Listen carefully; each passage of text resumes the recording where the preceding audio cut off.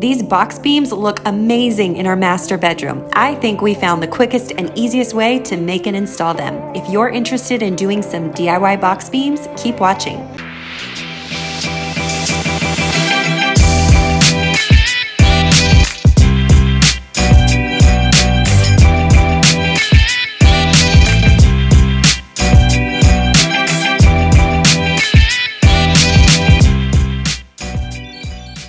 Before getting started on box beams in this space, there was several things we needed to do, including painting the ceiling white. That alone made a huge difference. As you can see, the ceiling was gray and brown before.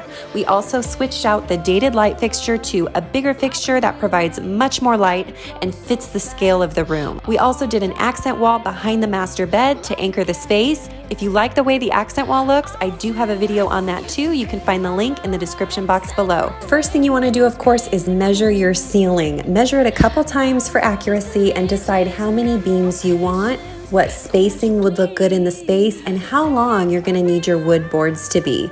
Then you're going to need to go buy your wood. I used common board because it's the most affordable option. I do recommend going that route. I just think you will need to spend some time ensuring that the boards that you choose are the straightest possible boards. That's really the key to doing these box beams. If you have a large room like I do and you want to make large beams like I did, check the description box below for the exact wood that we purchased.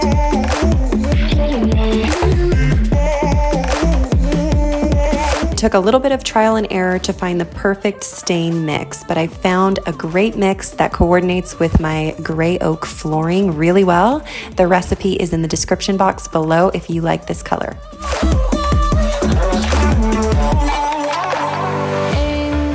Once the wood is stained and dried, we are going to pre-drill and assemble 3 of the 4 sides that make up the box beam. We're going to specifically be assembling the side boards and the bottom boards that make up the beam.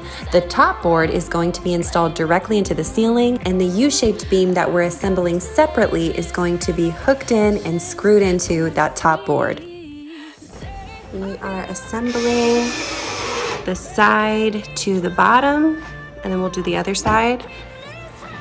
This is the bottom of the beam and this is the side of the beam. So we're gonna attach the other side, so that'll be the left, right, and bottom of the beam, and then we take this U shape upstairs and hook it onto the ceiling beam that we've already installed. So this guy is gonna get screwed in right there. We have 3/4 of a box beam here. So we assembled the 3 sides. Turn it so you can see. So the top is open. So we're going to be installing the top board so that it's really secure on the ceiling, and then hooking this board into it, which will be the bottom and the sides of the beams. We did a bunch of screws. I would say we did like 7 screws across the top of each board and like 6 screws across the bottom. When you are pre-drilling and pre-assembling your, I'm gonna call it your U-beam, grab a piece of scrap wood in the same thickness, so 3/4 inch, as your wood that you're using, because this represents how thick your ceiling beam will be.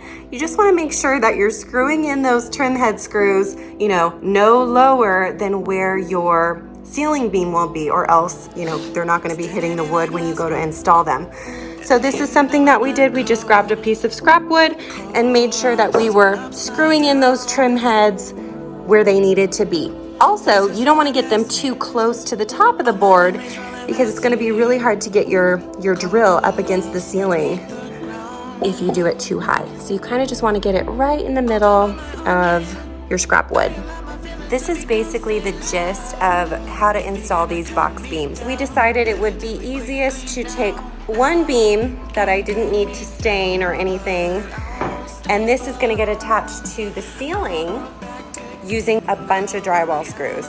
And then we're going to take this pre-assembled and attach it to this ceiling beam once it's secure on the ceiling. To attach the sides of the beam together, we use trim head screws because they sink right in, and I can decide to wood fill those with stainable wood filler and stain them, and it should help it blend in if I want to. I actually might not even do that. I might just leave the screws because they're really not noticeable on our very tall ceiling. These are the drywall screws that are going in the ceiling beam. So we do them at alternating angles since, you know, we don't know if they're hitting a stud. Most likely they are not hitting a stud. So just to add some extra grippage, we do them at alternating angles, and we do a whole bunch of them. Using the multi-tool to remove the crown molding is not the most beautiful process, but it is effective, and most of this damage is going to be covered up by the beam itself. So I'm not worried about it. Anything else that's not covered up by the beam, I know we can fix with caulking, wood filler, and paint. Like leaves falling in September, cold, wet, and on the ground. It's hard to film and record at the same time since this is a two-person job, but we cut out the crown molding and then we held up the top board, got that screwed in, and what we do is we created a little jig. Let me show you. We just created a little jig using a scrap piece of wood because we know that's 3/4 inch wide. So before we screw it in, we just make sure that there's 3/4 inch on either side of that board, and then we know that the rest of the box beam that we pre-assembled will be able to fit. We're going beam by beam from one side of the room to the other, and we're having a problem with this third mounting board. So it's really important that the boards that you buy are as perfectly straight as you can possibly get them. This board is slightly curved, and so the U-beam will not mount to it.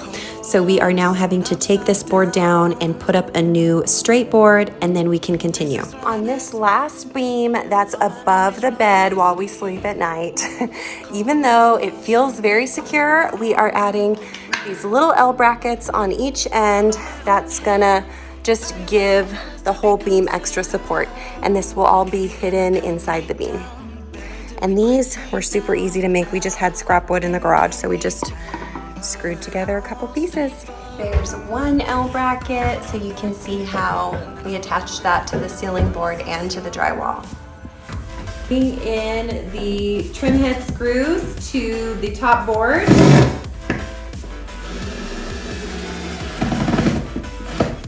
And sinking them really deep so I know it's on there really good.